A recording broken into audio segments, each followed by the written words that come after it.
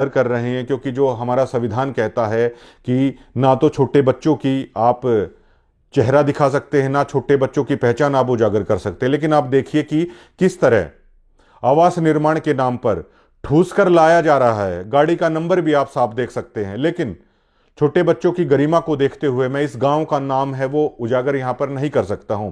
किस तरह इस छोटे हाथी के बच्चे के अंदर, मतलब छोटा हाथी जो टेम्पो होता है उसके अंदर बुजुर्ग महिलाओं को भी, छोटी छोटी बच्चियों को भी सेवा के नाम पर ठूस ठूस कर लाया जा रहा है, जहां पर ये मकान बनवाए जाते हैं। इस वीडियोस को आप देख पा रहे होंगे।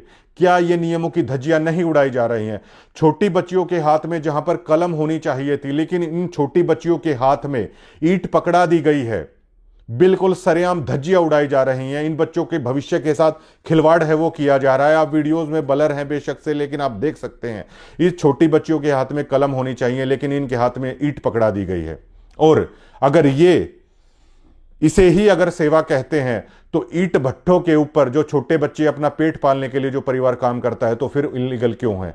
किसी चाय की दुकान पे, किसी ढाबे पे अगर कोई छोटा बच्चा काम कर रहा है, वो कानून के विरुद्ध है। वो तो अपना और अपने परिवार का पेट पालने के लिए कर रहा है। लेकिन भारत का संविधान क्या कहता है? ढाबों पर, चाय की दुकानों पर, कहीं भी ईंट भट्टों पर अगर इस तरह के छोटे बच्चे अगर काम करते मिल जाएं, तो आप शिकायत कीजिए, वो लोग सजा के पात्र हैं। लेकिन यही चीज जब धर्म के नाम पर चल रही है, हर कोई खामोश क्यों है? 90 डिग्री इस चीज की आवाज बन रहा है।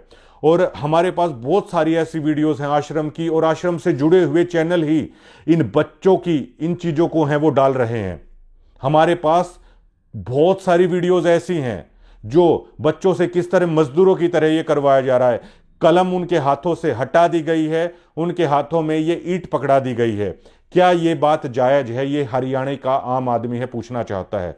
और इस चीज को लेकर जो हरियाणा के बड़े लीडर हैं दीपेंद्र सिंह हुड्डा, हम पूरी इन फाइलों को एक चिप में लेकर दीपेंद्र सिंह हुड्डा को भी मेल करने वाले हैं, ताकि लोकसभा में इस मुद्दे को उठाया जाए। आप जानते होंगे डेरों के खिलाफ एक बार अटल बिहारी वाजपेयी को गुमनाम चिट्ठी मिली थी। उन्होंने एक नामचीन डेरे की पूरी जांच करवाई थी। पीएमओ को भी इसकी पूरी ये चीज भेजी जाएगी, किस तरीके से हिंदुस्तान के बच्चों के भविष्य के साथ खिलवाड़ किया जा रहा है। पोस्टर लगाया जा रहा है कलयुग में सतयुग की शुरुआत। क्या बच्चों के हाथों से कलम छीनकर उनके हाथों में ईंट दे दी जाए और आप वाहवाही लूट रहे हो कि गरीबों के मकान बनाए जा रहे हैं? क्या इसे ही कलयुग में सतयुग की शुरुआत कहा जाता है? यह पूछना चाहता है 90 डिग्री हरियाणा के देश के हर उस आम आदमी से।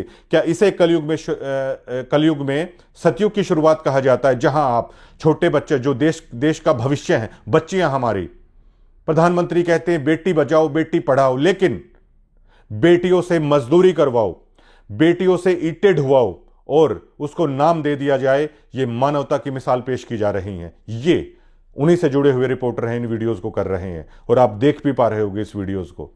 पीएमओ के पास भी इस चीज की ईमेल है, वो सभी के साथ की जा रही है। और हमारे खास मित्र हैं, हम पर्सनली उनको ये कहेंगे कि Rahul Gandhi leader of opposition, उनके पास भी इस चीज को लेकर हम मेल कर रहे हैं कि इस बात को संसद के अंदर उठाएं, लोकसभा राज्यसभा के अंदर उठाएं कि किस तरह इस देश में धर्म के नाम पर बच्चों से कलम छीनी जा रही है और उनके हाथों में ईंट पकड़ाई जा रही है और बैनर लगा दिया जा रहा है फला फला धर्मांध ट्रस्ट, और कलयुग में सतयुग की शुरुआत है वो कर दी गई है। आखिर इस चीज का जिम्मेदार कौन है?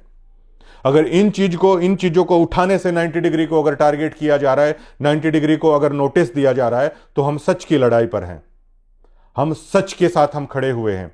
और जो नोटिस दिए जा रहे हैं, बतौर एक डीगल का वासी होने के नाते मैं आपको बताना चाहता हूं, करोथा कांड के समय हमारे ग्रामीणों के साथ बहुत सारे केस इनके चले हुए हैं।